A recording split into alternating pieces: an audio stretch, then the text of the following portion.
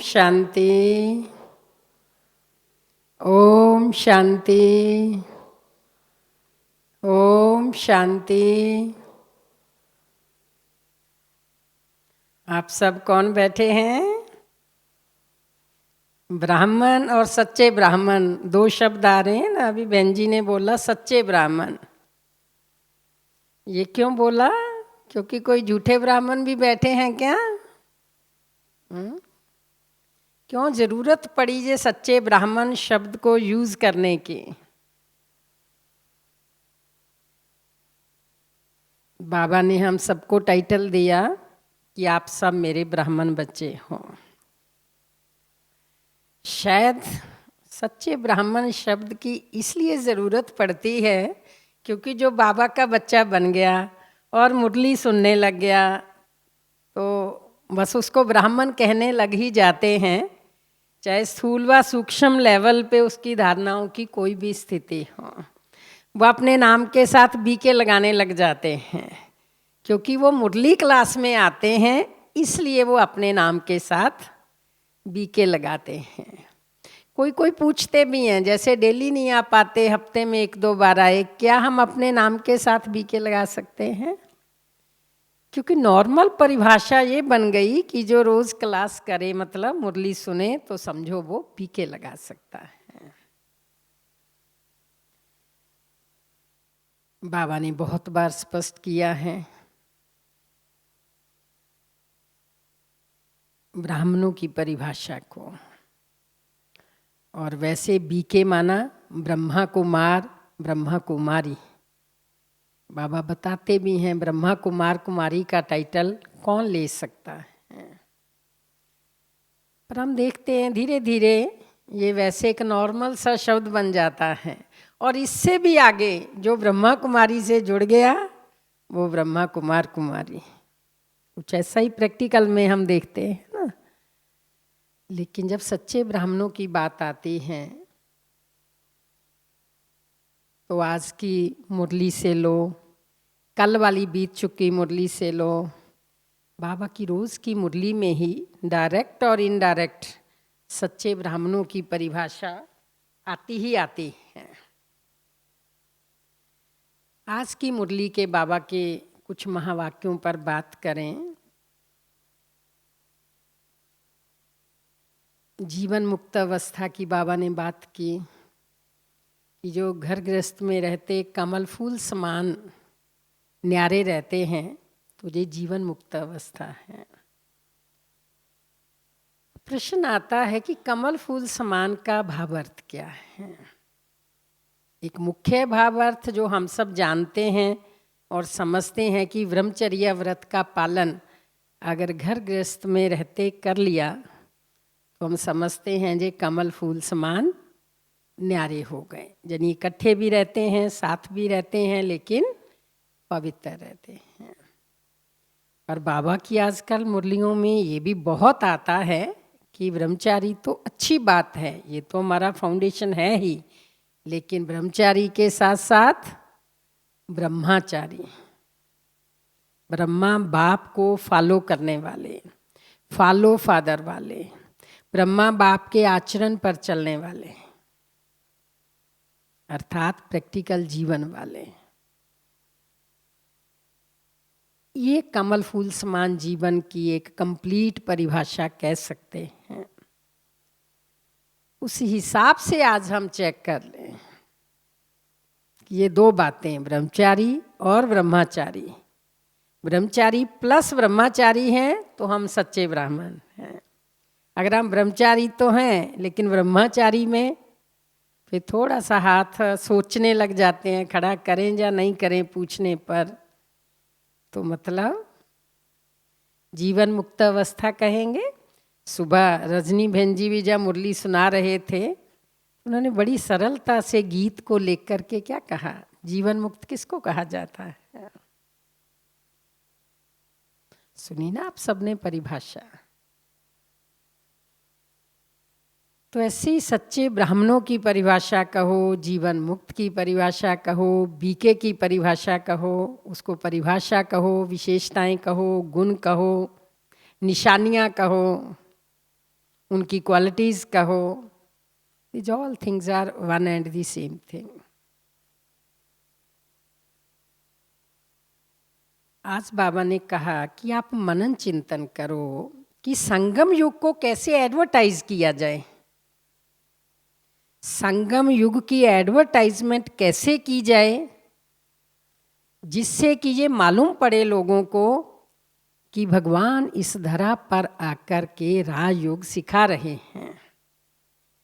बाबा ने आज मुरली में कहा संगम युग इज डायमंड, सतयुग is gold, Treta is silver, Dwapar is copper and कलयुग इज आयरन। अब संगम युग इज डायमंड, ये है मनुष्य से देवता बनाने की पाठशाला।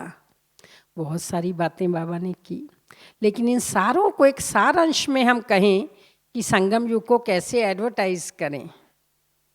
अब ऐसे तो बहुत सारी कंपनीज अपनी अपनी एडवर्टाइजमेंट करती हैं अपनी अपनी वस्तु की, कोई दो चार धोखे में भी आ जाते हैं।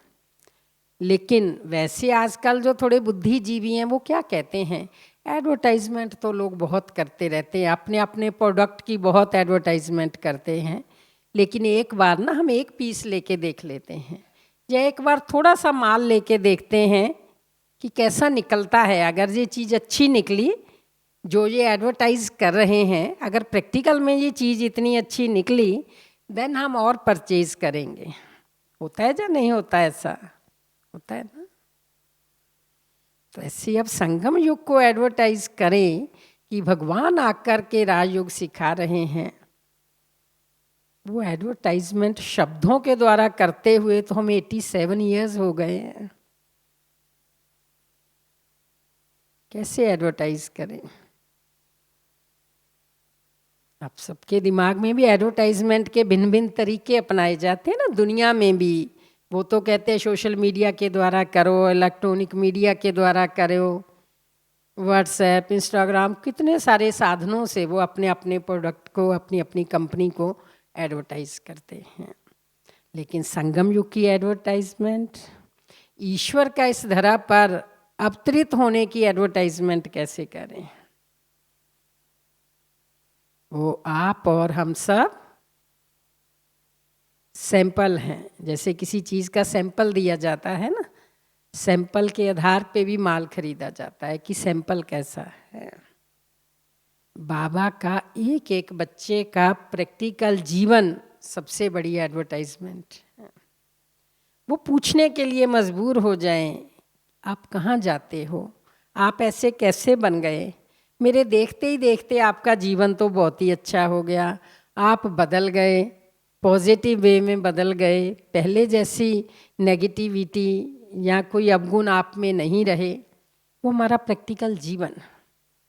बाबा ने एक मुरली में कहा कि अगर आप भगवान के अवतरण को सिद्ध करना चाहते हो कि भगवान इस धरा पर आ चुका है, तुम अपने प्रैक्टिकल जीवन से दिखाओ कि हमें पढ़ाने वाला कौन, हमें सिखाने वाला कौन, हमारे में शक्ति भरने वाला कौन।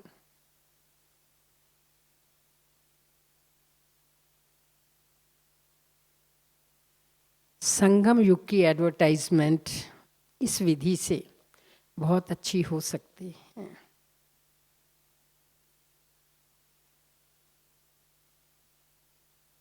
बाबा ने कल भी मुरली में कहा, ब्राह्मण मतलब, ब्राह्मण जीवन अर्थात, थोड़ा सा लौटो कल वाली मुरली में, ब्राह्मण जीवन अर्थात खुशनुमा जीवन।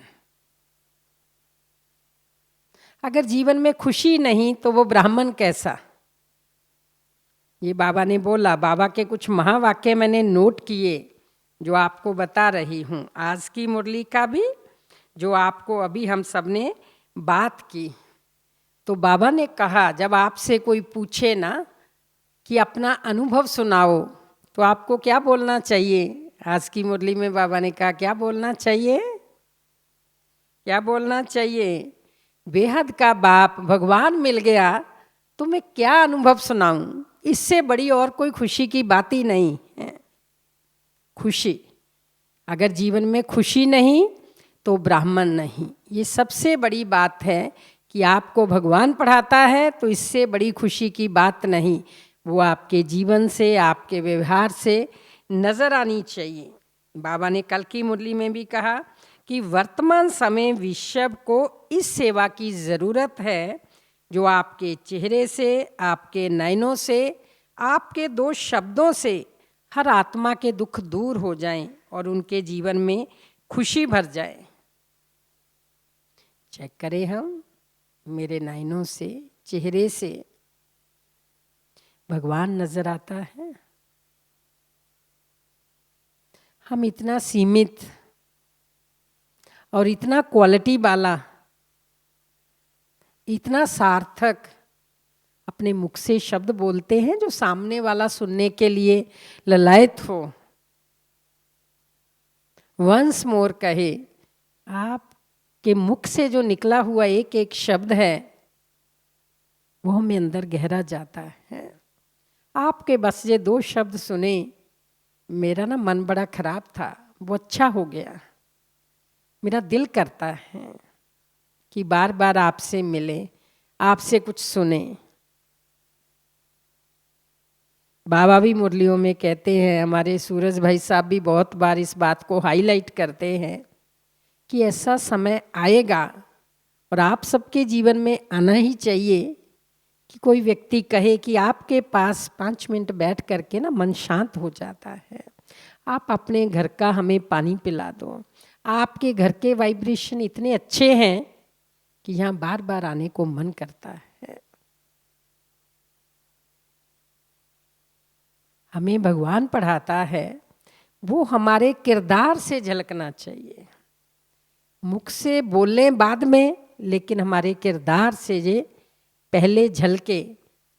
तो ये कल की मुरली में भी बाबा ने कहा कि ऐसा आपसे कोई 2 मिनट मिले और उसको फील होना चाहिए। फिर 5 तारीख की मुरली, अभी 5 दिसंबर की मुरली में बाबा ने कहा, खुशी नहीं तो ब्राह्मण जीवन नहीं।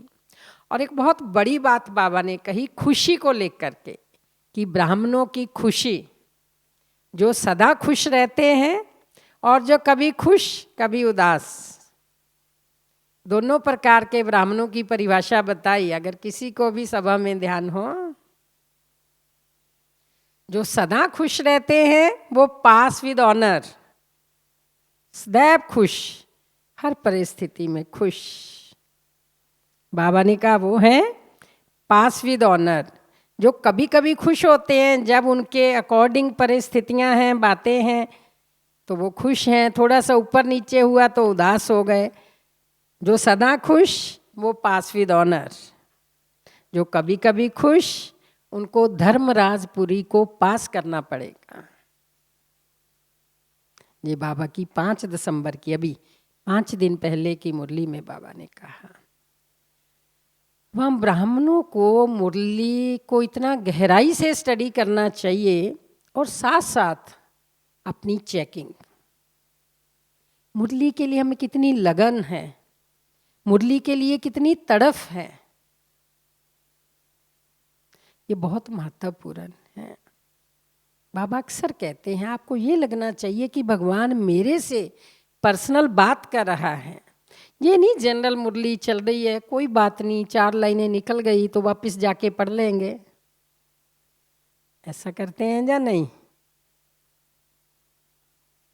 या वैसे कह देते हैं कोई बात नहीं, मुरली तो मैंने पढ़ ली थी।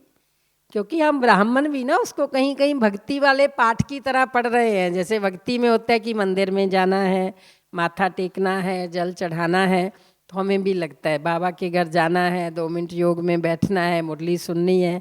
थोड़ी आधी भी सुन ली तो कोई बात नहीं, बची हुई मुरली तो आजकल मोबाइल में मिल जाती है, कहीं भी पढ़ लेंगे। तो ये सोच है ना, ये भी वेस्ट और नेगेटिव सोच में आता है।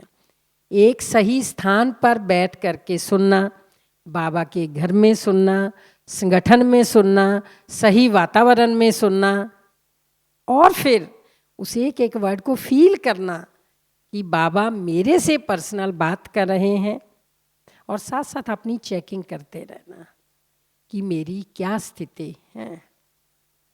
तो आपको मुरली में बहुत इंटरेस्ट आएगा और मुरली बहुत आपको लगेगा कि बाबा मेरे से बात कर रहे हैं।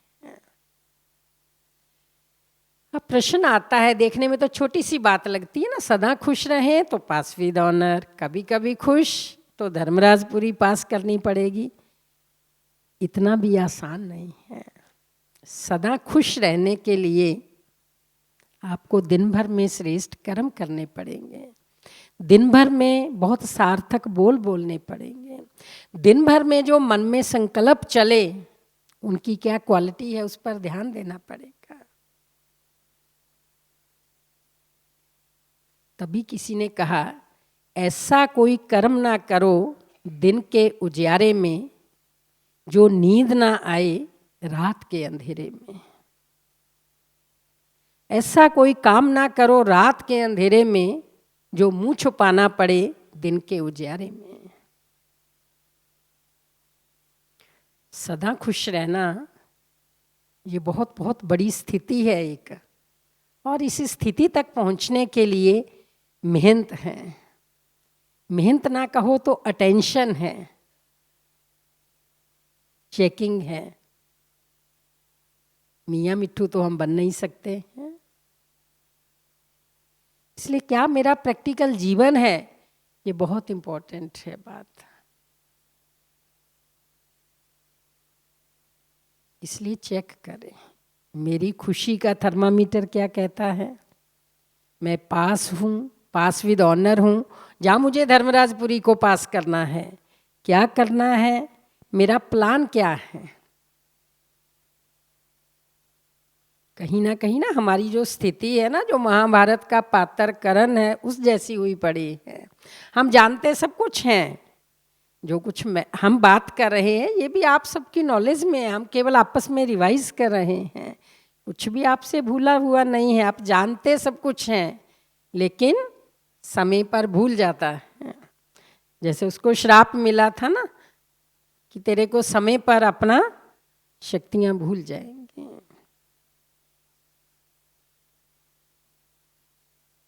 हमें इस स्थिति से बाहर आना है।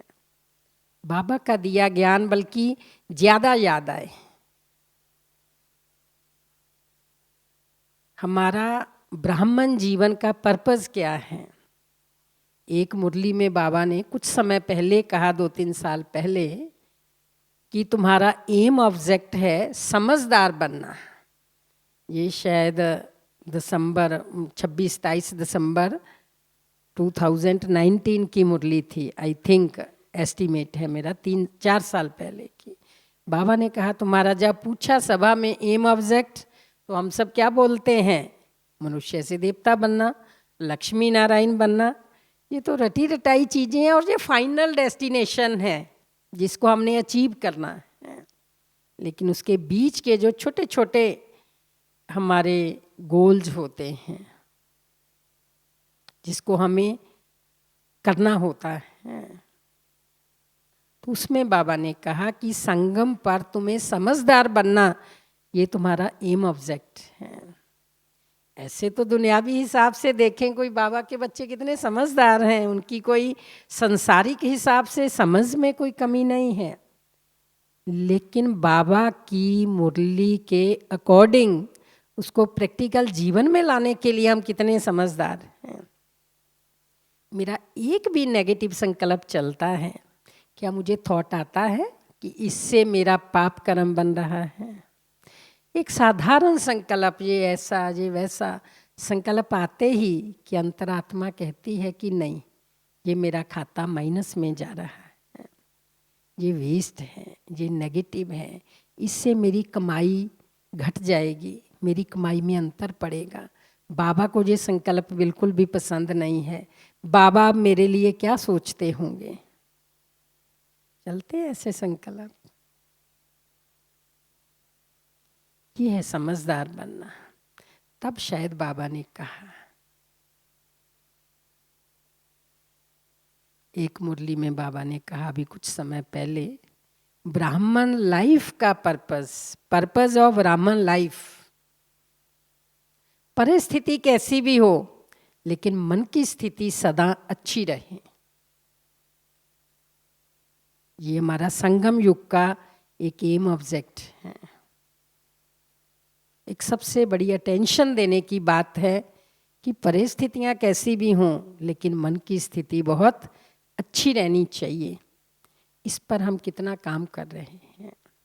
तो इसलिए बाबा की जब मुरली सुनते हैं तो उस मुरली को इस ढंग से सुने कि रोज़ अपने लिए निकालें कि आज की मुरली में जो बाबा ने कहा उसमें से कौन सी बातें मेरे जीवन में हैं और कौन सी बातें मेरे जीवन में नहीं हैं। ये हमारा पर्पस ऑफ लाइफ है इस समय का, संगम युग का। बाबा की मुरलियों को जब इस गहनता से हम सुनेंगे, सुनाएंगे, पढ़ेंगे, पढ़ाएंगे, गहरा चिंतन करेंगे, मतलब इस बाबा की मुरली में इतनी साइंस है और इतनी डीपनेस है कि पूरे जीवन को पलट के रख देते हैं। बाबा की मुरली में एक बात कई बार आती है कि बच्चे समझो आपकी एक मुरली मिस हो गई, या एक मुरली में से भी कुछ लाइनें मिस हो गई। जिस दिन आपने उस मुरली को ध्यान से नहीं पढ़ा, शायद ब्राह्मण खाना पूर्ति के लिए पढ़ तो लेते ही हैं मेजॉरिटी 99%, चाहे मोबाइल से पढ़ लें, चाहे ऊपर नीचे का पढ़ लें, चाहे एक दूसरे से सुन लें, ऐसा तो कर लेते हैं, लेकिन उस ध्यान से नहीं पढ़ा। और उसमें से कौन सी ऐसा बाबा ने कहा महावाक्य हो जिससे आपका जीवन बदल जाए, और वही महावाक्य आपका मिस हो गया।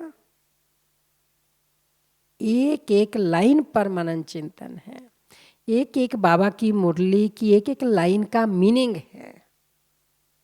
ये बहुत अटेंशन देने की बात है। इस पर मेरा कितना अटेंशन है।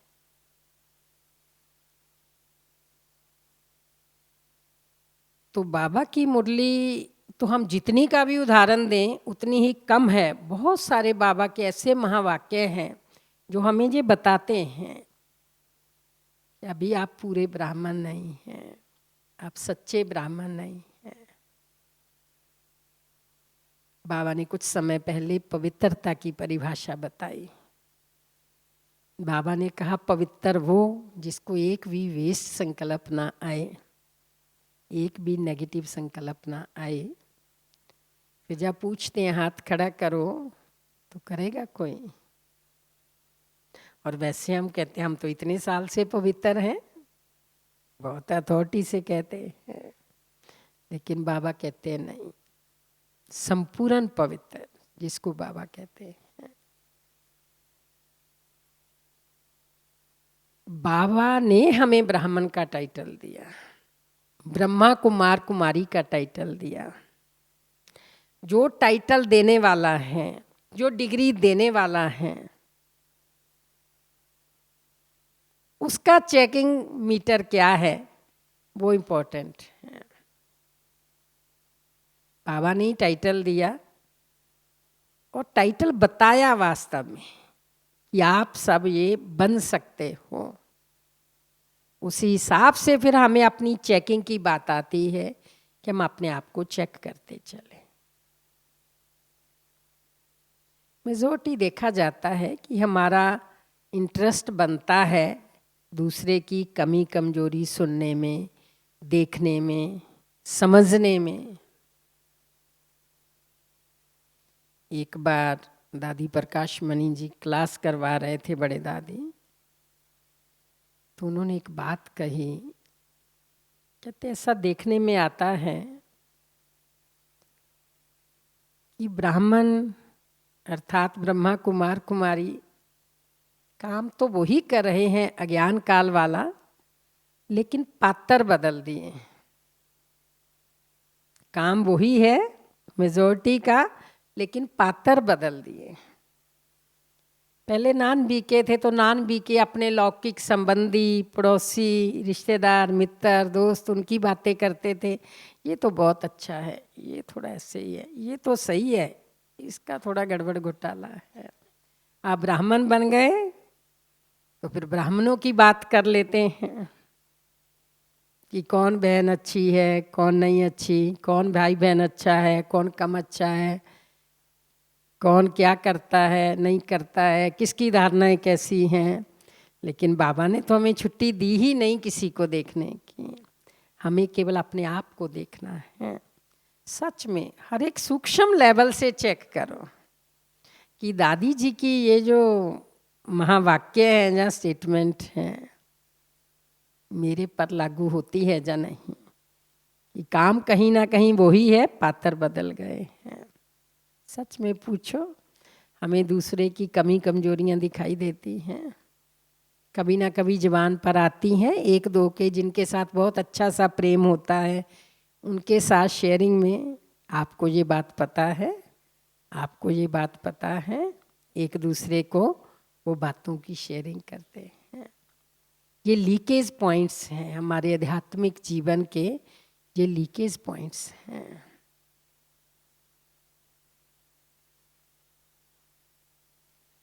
जितनी ऊंची दृष्टि से बाबा हम बच्चों को देखता है ना, उतनी ऊंची दृष्टि से हम खुद को नहीं देखते हैं, पक्की बात है। बाबा हमें देवता रूप में देख रहे हैं और रोज कहते हैं मुरली में, तुम देवता थे, मंदिरों में तुम्हारी पूजा होती है, तुम वो सीन को इमर्ज करो कि मेरे सामने भक्तों की लंबी लाइन है। देखो, एक थ्योरेटिकल तो भले हम सीन बना लें, लेकिन प्रैक्टिकल में देखो कि हम इतनी ऊंची दृष्टि से अपने आप को देखते हैं। लगता है कि मैं इतना सक्षम हो गया हूँ, हो गई हूँ कि सामने कोई भी अपनी आश लेके आए और उसकी वो आश पूर्ण हो जाए। या मेरी सभी आशाएं पूर्ण हो गई हैं, मन में अभी कोई भी इच्छा बाकी तो नहीं है।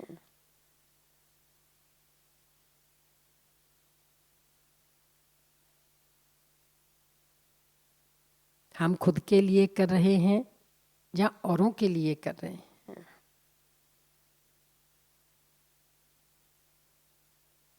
बाबा ने मुरली में ये भी कहा कि तुम प्रजा बनने वाले नहीं, प्रजा बनाने वाले हो। लेकिन इसके लिए बाबा ने एक बात कही कल की मुरली में ही, 10 दिसंबर की में, साक्षीपन के राजा के तख्त पर बैठो। प्रजा बनाने वाले हो, बनने वाले नहीं। लेकिन कौन है बनाने वाले? जो साक्षीपन के तख्त पर राजा बन करके बैठना जानते हैं। अब शब्द तो बाबा के बहुत अच्छे लगते हैं, प्रजा बनने वाले नहीं बनाने वाले हो। हमें लगता है देखो चलो बाबा ने एक बात से तो निश्चिंत कर दिया ना कि हम प्रजा नहीं बनेंगे, हम तो राजा बनेंगे और हम तो प्रजा बनाने वाले हैं, हम बनने वाले नहीं। पर इसके साथ साथ बाबा के दूसरे महावाक्य भी हैं कि राजा, प्रजा, दास दासियां, चंडाल, वो भी सारे सभा में ही बैठे हैं। ये भी तो बाबा साथ साथ कहता है ना, वो भी कोई और नहीं है। प्रजा वाले, दास दासियां, चंडाल, वो भी इसी सभा में हैं, राजे भी इसी सभा में हैं, सारे एक ही सभा में बैठे हैं। क्योंकि वैसे भी जब सभा लगती है तो बैठे तो सारे ही होते हैं ना, सभा में बैठने का अधिकार तो सबके पास होता है।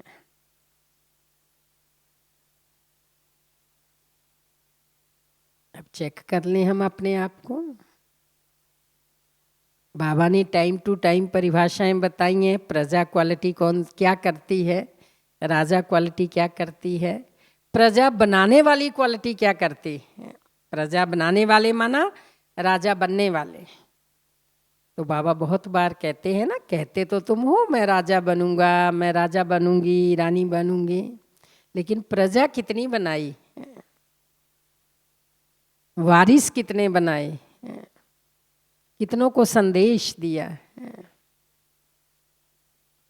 राजा मतलब बहुत बड़े दिल वाला, राजा मतलब क्षमा भाव, राजा मतलब सबके लिए समान दृष्टि, राजा मतलब सबका भला सोचने वाला।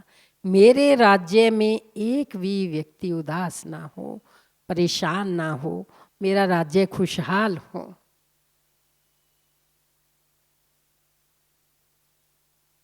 उसके लिए भी बाबा के महावाक्य उच्चारण किए हुए हैं।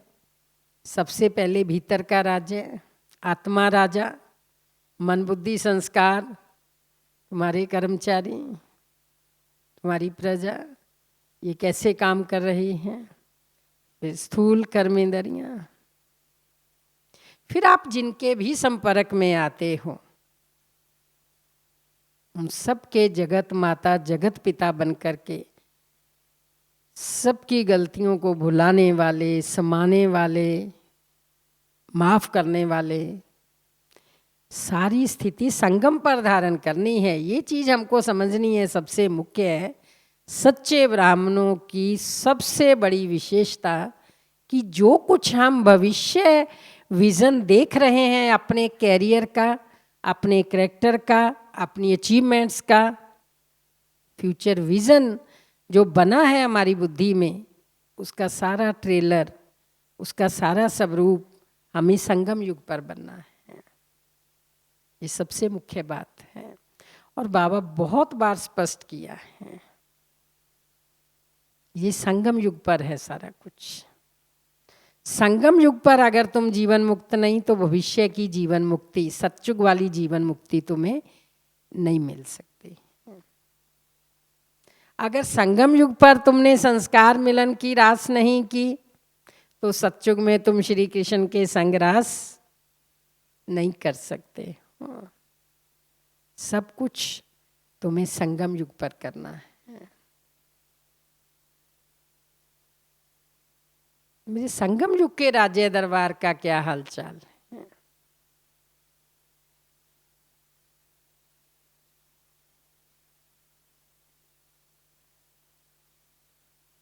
कभी कभी बाबा कहते हैं ब्राह्मण माना कथा करने वाला। जिस ब्राह्मण को कथा नहीं करनी आती उस ब्राह्मण की कोई वैल्यू नहीं होती। लौकिक संसार में भी कोई ब्राह्मण तो हो लेकिन उसको सुनाना ना आता हो, कथा ना करनी आती हो, तो उस ब्राह्मण की उतनी वैल्यू नहीं होती जितनी कि कथा करने वाले की होती है। ठीक इसी प्रकार इस मुख से हम किसी को सुना ना सकें या सुनाते नहीं हैं, वो भी सच्चा ब्राह्मण नहीं। बाबा ने कहा अगर समझाते नहीं तो समझो अभी पूरा समझे नहीं है। ये अक्सर बोलते हैं बाबा, क्योंकि जिसको जीवन में उतर आया, जिसने समझ लिया, वो सुनाने बगैर रह ही नहीं सकता है। उसके अंदर एक लगन उठती है कि सबको बाबा से मिला दें, सबको बाबा का परिचय दे दें, सबको ये बता दें कि भगवान इस धरा पर आ चुका है। लेकिन सुनाने की भी जो बात है ना, वो जान पहचान वालों को सुनाना ज़्यादा ज़रूरी है। देखो यहाँ पर आपको लोग जानते नहीं, कहीं दूर दराज जा कर के आप सुनाते हो तो उनको आपके प्रैक्टिकल जीवन का पता नहीं कि आप सच्चे ब्राह्मण हो या नहीं हो। लेकिन आप जिस शहर में रहते, जिन लोगों के संग में आते हो, उनको जब सुनाते हो तो वो आपकी पहली लाइफ को भी जानते होते हैं कि आप पहले कैसे थे और अभी भगवान का बनने के बाद आप में क्या परिवर्तन आया है। वो दोनों लाइफ को देख रहे हैं तो ज़्यादा अच्छा सा समझ सकते हैं कि बीके बनने के बाद आपके जीवन में क्या पॉजिटिव चेंजेज आएंगे। उसका बहुत ज़्यादा प्रभाव पड़ता है।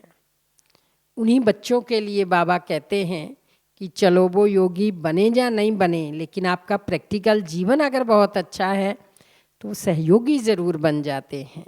फैमिली एंड फ्रेंड्स, रिलेटिव्स, सहयोगी ज़रूर बनेंगे और सहयोगी ही धीरे धीरे सह कट जाता है, योगी रह जाते। सहयोग करते करते उनको बाबा का ऐसा बल मिलता है कि वो भी योगी बनने की ओर कदम बढ़ाने लगते हैं।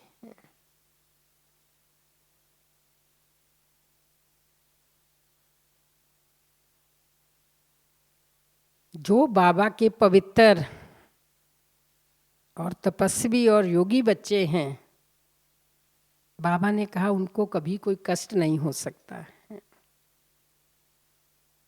ठीक कहा बाबा ने, जो मेरे पवित्र और योगी बच्चे हैं उनको कभी कोई कष्ट दे नहीं सकता, कभी कष्ट हो नहीं सकता। ठीक है बाबा के महावाक्य। बाबा के महावाक्य तो गलत नहीं हो सकते, मेरे पर कितने लागू होते हैं? क्या किसी व्यक्ति के शब्द, किसी व्यक्ति का व्यवहार मुझे कष्ट देता है या नहीं? चेक करना है।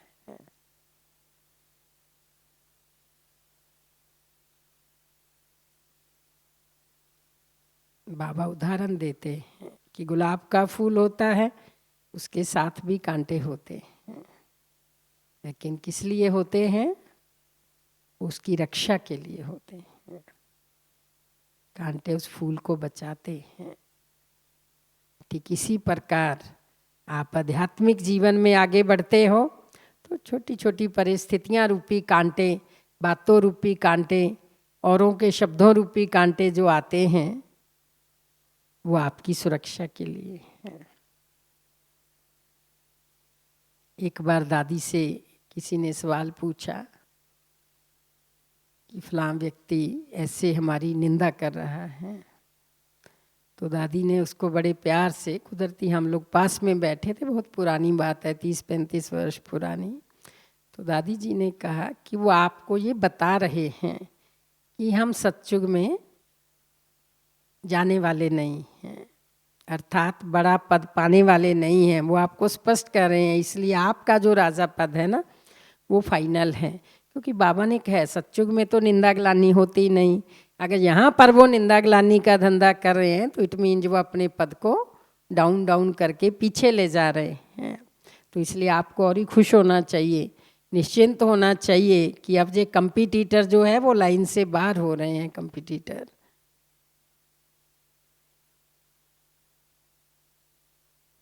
और ये सत्य बात है, ईश्वरीय महावाक्य है कि जो काम सत्युग में नहीं होता, अगर संगम पर कोई ब्राह्मण वो कर रहा है तो इट मीन्स फिलहाल वो उस लाइन से बाहर है, राजा क्वालिटी से, सच्चे ब्राह्मणों की क्वालिटी से वो बाहर है। अभी उसको और बहुत सारे पुरुषार्थ की आवश्यकता है उस लाइन में वापिस आने के लिए।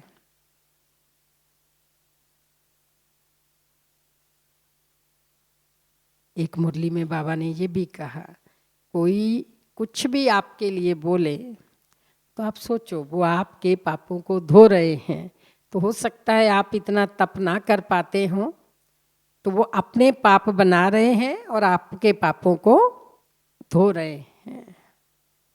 ऐसे ऐसे संकल्प जब उस घड़ी मन में चलेंगे तो आपको कोई ख्याल ही नहीं आएगा, कोई कुछ भी बोलता रहे आपके लिए, आपके किसी खास व्यक्ति के लिए, तो आपको कुछ भी फीलिंग नहीं आएगी, बल्कि आप और ही खुश होंगे। क्योंकि हमेशा जो निंदा ग्लानि है ना वो सफल लोगों के हिस्से में आती है। आप सोचो छोटे मोटे लोगों की कोई निंदा करता है? जिनको कोई जानता ही नहीं उनकी निंदा किसके पास करेंगे? जिसको सारे जानते हैं, जिनका कोई अच्छा स्टेटस है उनकी निंदा करेंगे ताकि उनके स्टेटस में थोड़ी सी कमी आ जाए। तो इसलिए समझो आप सफलता की सीढ़ियाँ चढ़ रहे हैं, आप आगे बढ़ रहे हैं, आपका नामाचार बढ़ रहा है।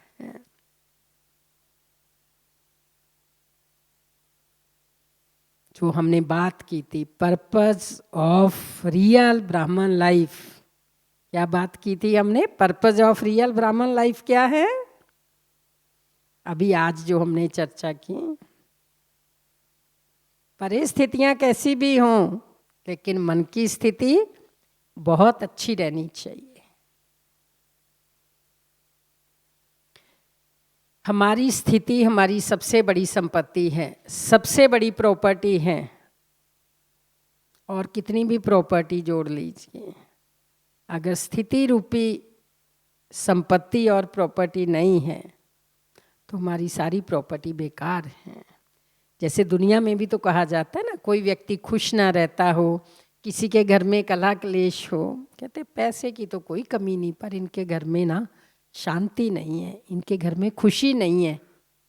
तो उस घर की कितनी की वैल्यू होती है।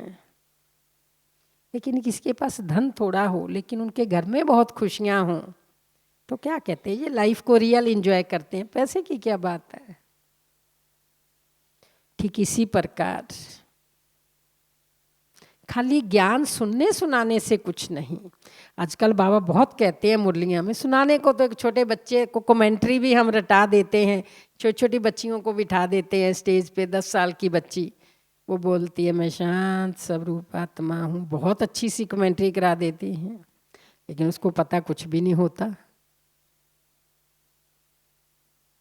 एक बच्ची को किसी बहन ने स्टेज पे बिठा दिया कि तुम योग कराओ, 15-16 साल की बच्ची होगी। तो मैंने उसको कहा कि उस समय तेरे मन में क्या चल रहा था जब तुम योग करा रही थी। कहती कुछ नहीं दीदी। मैं क्या कुछ तो चल ही रहा होगा ना। कहती नहीं, बस मैंने तो आप दीदियों को यही देखा था भी स्टेज पे बैठ के जब योग कराते हैं ना तो सबकी तरफ थोड़ा थोड़ा देखना होता है। तो मैंने भी सबकी तरफ देखा जब मैं स्टेज पे बैठी थी, भी जितने भी सामने बैठे हैं 2-2 सेकंड उन सबकी तरफ देखना है। तो उसको ये नहीं पता कि ये दृष्टि देना होता है, इस दृष्टि देने का मतलब क्या होता है। मतलब बाबा कहते थ्योरेटिकल कोई बात नहीं है। थ्योरेटिकल में तो इतना है कि जैसे खुशी पर किसी को क्लास करानी है तो जैसे उसने कोई पीएचडी की हुई है वैसे क्लास करा सकता है, लेकिन क्या सच में खुश रहने में पीएचडी है हमारी, ये महत्वपूर्ण है। और वैसे बाबा ने कहा अनपढ़ भी आजकल पीएचडी हैं, पीएचडी पुल हिम डाउन, दूसरे को कैसे पीछे हटाना है, इसमें सारे पीएचडी हैं, चाहे वो कभी स्कूल भी नहीं गए तो भी वो पीएचडी है। बहुत ज़रूरी है कि हमारा जो अज्ञान काल का जीवन था उससे आज का ब्राह्मण जीवन, कभी ना ये लिस्ट बैठ के निकालना कि पहली जीवन और अब की जीवन में सूक्ष्म लेवल पे क्या अंतर है। देखो स्थूल लेवल पे तो आप निकाल लेंगे, पहले हम बाजार का खाते थे अब नहीं खाते हैं, पहले हम पवित्र नहीं थे अब हम ब्रह्मचर्य व्रत का पालन करते हैं, पहले हम कहीं भी खा लेते थे अब नहीं खाते हैं, अब हम पवित्र के बने हाथ का भोजन खाते हैं, पहले हम प्याज लहसुन खाते थे अब नहीं खाते हैं। स्थूल निकालना बहुत आसान है, स्थूल में आपके पास ढेर सारे पॉइंट्स बन जाएंगे पहली जीवन और अब की जीवन, लेकिन सूक्ष्म लेवल पर माइक्रो लेवल पर पहले की जीवन और अब की जीवन में क्या अंतर है, ये आप लोग जरूर निकालना। सच्चे ब्राह्मण मतलब जिनकी स्थिति बहुत अच्छी है, सच्चे ब्राह्मण मतलब जो सदा खुश रहते हैं, सच्चे ब्राह्मण मतलब जिनका जीवन गुणों से भरपूर है, जो निरंतर एक बाबा की याद में मगन रहते हैं, एक की लगन में मगन है। मेरा तो एक शिव बाबा दूसरा ना कोई। अब ये मुरली में भी आता है, हम भी बहुत बार बोलते हैं, अभी भी मैंने आधा सेंटेंस बोला मेरा तो एक शिव बाबा, तो आप सब फटाफट बोले दूसरा ना कोई। जरा प्रैक्टिकल में भी देख लें। एक गीत है दुनिया में, जी आंखें उसी दिन हो जाए अंधी जो तेरे सिवा देखे सपना किसी का। हम सब किसके लिए गाएंगे? उन्होंने तो इंसानों के लिए गाया, और हम बाबा के बच्चे किसके लिए गाएंगे? बाबा के लिए। मैं एक जगह टीचर्स बहनों की क्लास करा रही थी, तो एक छोटी टीचर ने मेरे से उठ कर के पूछा, मैंने उनको कहा कि ये गीत आप सारे गाओ। तो गाने से पहले बड़ी मासूमियत से एक बहन छोटी मेरे से पूछती है, दीदी अगर अब मान लो भूल चुक में भी कोई याद आ गई, समझो मम्मी की आ गई, किसी की आ जाएगी, फिर मैं अंधी हो जाऊंगी? क्योंकि उस गीत में लाइनें हैं, जी आंखें उसी दिन हो जाए अंधी जो तेरे सिवा देखें सपना किसी का। तो फिर मैंने उनको कहा नहीं, ऐसे अंधे नहीं होते, इसका भाव अर्थ समझो कि हमें ऐसी खींच पड़े किसी की कि हम उनके बिना रह नहीं सकते। एक नॉर्मल याद तो हम वैसे भी बातों में करते ही हैं कि हाँ जी हमारी मदर ने हमें ये बात सिखाई थी, लौकिक माँ ने ये बात सिखाई, लौकिक पिता ने ये बात सिखाई, उन्होंने हमें जन्म दिया है। और वैसे नॉर्मल याद तो हम अच्छे रूप में भी करते हैं ना। अब हम बैठे हैं, हम दादियों की जो साकार में हमारे बीच में नहीं है, उनकी शिक्षाओं को भी हम रोज़ याद करते हैं। हम ये भी कहते हैं दादियाँ बाबा का ही रूप हैं। वो एक नॉर्मल याद की कोई बात नहीं, लेकिन उनकी याद सताए, बाबा की बजाय अब लौकिक में या किसी और में बुद्धि जा रही है और बिना मिले तड़फ रहे हैं, उस याद की बात बाबा करते हैं। हम तो बाबा की बात ही कहते हैं ना। दुनियावी जितने भी गीत हैं इंसानों के लिए, और वो सारे गीत हमारे बाबा के लिए हैं। जैसे दूसरा गीत है, जो तुमको हो पसंद वही बात करेंगे, तुम दिन को अगर रात कहो तो रात कहेंगे। बाबा जो कहें, जब हमारा फेथ, हमारा निश्चय ब्लाइंड फेथ में बदल जाए, अर्थात जहाँ ब्लाइंड फेथ से बाबा पूर्ण विश्वास, संपूर्ण विश्वास में बदल जाए, तो हमारी सबसे बड़ी अचीवमेंट है कि बाबा ने दिन को कह दिया रात, तो हमने स्वीकार कर लिया, ये सच्चे ब्राह्मण हैं। आपने पढ़ा होगा, जब दादियों से सुना होगा कि एक बार बाबा के हाथ में कहीं से वो अंडा आया और बाबा ने मम्मा को कहा कि मुंह खोलो, और मम्मा ने मुंह खोल लिया। बाबा ने कहा बच्ची, अगर मैं सच में अंडा डाल देता तुम्हारे मुंह में, तुम तो मुंह खोल के खड़ी हो गई। तो उन्होंने कहा बाबा अंडा भी खिलाए हमारे लिए, वो भी प्रसाद है, खिला कौन रहा है, ये महत्वपूर्ण है। बाबा ने खिलाया तो नहीं ना, बाबा ने पेपर लिया निश्चय का, बाबा ने पेपर लिया बाबा के प्रति श्रद्धा का, कि भगवान अगर हमें अंडा खिलाए तो वो भी हमारे लिए प्रसाद है। लेकिन बाबा ने डाला तो नहीं मुंह में ना। तो निश्चय का मतलब ये होता है कि निश्चय मतलब निश्चय, उसमें कोई किंतु परंतु नहीं। बाबा जो कहे, बाबा की आज्ञा सिर माथे। सच्चे ब्राह्मण माना अटल निश्चय, अटल विश्वास बाबा पर, खुद पर भी निश्चय हो, बाबा पर भी हो, ड्रामा पर भी निश्चय। ड्रामा अर्थात ज्ञान पर संपूर्ण निश्चय, क्योंकि ड्रामा का ज्ञान भी किसने दिया है, तो वो भी ज्ञान ना बाबा ने दिया। ज्ञान के एक एक महावाक्यों पर निश्चय। आजकल बाबा इसको बहुत पक्का करा रहे हैं। ये कुछ दिन पहले भी बाबा ने मुरली में कहा कि अगर साकार के द्वारा कोई गलत राय भी दी गई या कुछ गलत हो भी गया, तो भी बाबा उस पाप का भागीदार भी आप नहीं हो, क्योंकि आपने साकार की आज्ञा पर किया। इसलिए बुद्धि ज़्यादा चलानी नहीं है कि मुझे ये कह दिया है निमित्त दीदी ने या बड़ों ने, पता नहीं इसका रिजल्ट क्या होगा। हम अपनी बुद्धि बहुत चलाते हैं, तो इसलिए बाबा ने कहा तुम बुद्धि को इतना मत चलाओ, कुछ गलत भी हो गया तो बाबा अपने आप उसको ठीक में बदल देगा। गलत होता नहीं है, बाबा की कोई राय गलत नहीं होती है, लेकिन फिर भी बच्चों को संकल्प चलता है तो बाबा फिर उस पर सावधानी देते रहते हैं। तो इसलिए ऐसा हमारी धारणाएं हमारा सबसे बड़ा श्रृंगार है। स्थूल और सूक्ष्म, हमें सूक्ष्मता की ओर ज़्यादा बढ़ना है। अपने एक एक संकल्प, बोल, कर्म, व्यवहार, चलन, नैन, चेहरा, सबकी ओर हमें ध्यान देना है। स्थूल धारणाओं में तो आप सब पुराने हो गए, लेकिन सूक्ष्म धारणाओं में अभी भी हम नए हैं। उस तरफ हमें अपने अटेंशन को अभी बढ़ाते जाना है, सूक्ष्म धारणाओं की ओर। सच्चा ब्राह्मण अर्थात जिसका पूरा ध्यान अपने पर है।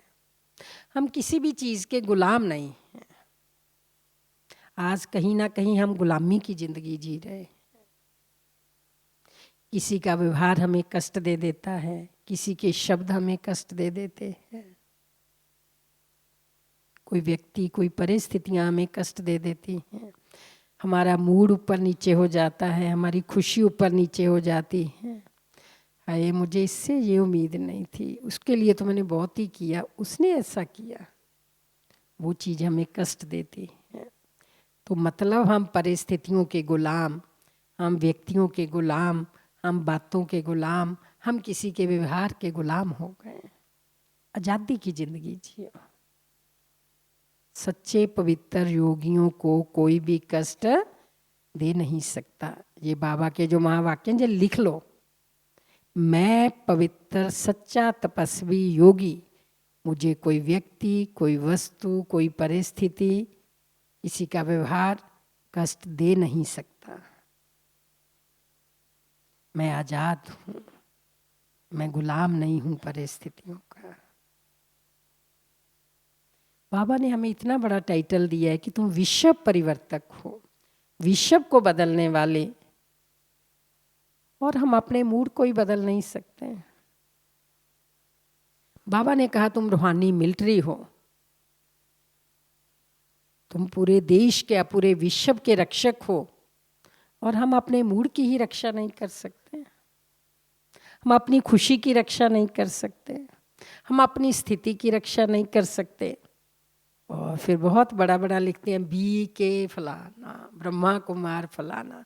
ब्रह्मा कुमार कहते ही चेहरे पर वो चमक, स्थिति की वो झलक आनी चाहिए। ब्रह्मा कुमार कोई छोटी मोटी डिग्री नहीं है, ब्राह्मण कोई छोटी डिग्री नहीं है। ब्राह्मण माना संकल्प भी शुद्ध, बोल भी शुद्ध, कर्म भी शुद्ध, एक एक व्यवहार भी शुद्ध, सबके प्रति बेहद की दृष्टि।